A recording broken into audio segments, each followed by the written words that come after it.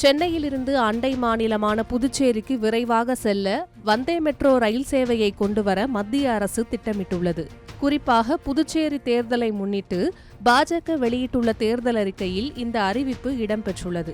இது பொதுமக்களிடையே பெரும் எதிர்பார்ப்பையும் ஏற்படுத்தியுள்ளது. தற்போது சென்னையிலிருந்து புதுச்சேரிக்கு பேருந்தில் செல்ல 3.5 மணி நேரத்திலிருந்து 4.5 மணி நேரம் வரை ஆகிறது.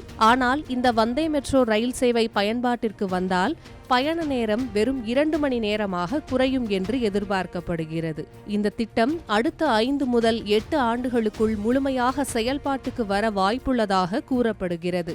இந்த வந்தே மெட்ரோ ரயில் திட்டம் பயன்பாட்டிற்கு வரும்போது முக்கியமாக 4 துறைகளில் மிகப்பெரிய மாற்றங்கள் ஏற்படும் என்று வல்லுநர்கள் கணிக்கின்றனர். முதலாவதாக சுற்றுலா மற்றும் சேவைத்துறை பெரும் வளர்ச்சியை காணும்.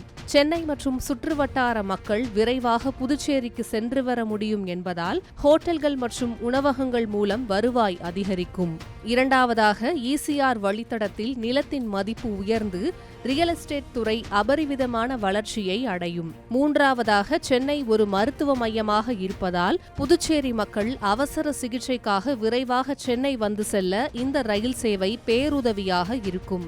இறுதியாக இரு நகரங்களிலும் உள்ள ஏராளமான கல்வி நிறுவனங்களில் பயிலும் மாணவர்களுக்கு இந்த சேவை ஒரு வரப்பிரசாதமாக அமையும். இது தினசரி வேலைக்கு செல்வோர் மற்றும் சிறு குறு தொழிலதிபர்களுக்கும் பெரும் பயனுள்ளதாக இருக்கும்.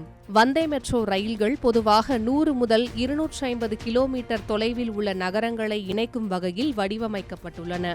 இது சாதாரண மெட்ரோ ரயில்களை விட அதிக வேகத்திலும், அதாவது மணிக்கு 110 கிலோமீட்டர் வேகம் வரையிலும், புறநகர் ரயில்களை விட அதிக வசதிகளுடனும், அதாவது குளிர்சாதன வசதி, தானியங்கி கதவுகள் போன்றவற்றுடன் இயக்கப்படுகின்றன. இந்த ரயில் சேவை ஏற்கனவே குஜராத்தின் அகமதாபாத், புஜ் நகரங்களுக்கு இடையே பயன்பாட்டில் உள்ளது என்பது குறிப்பிடத்தக்கது.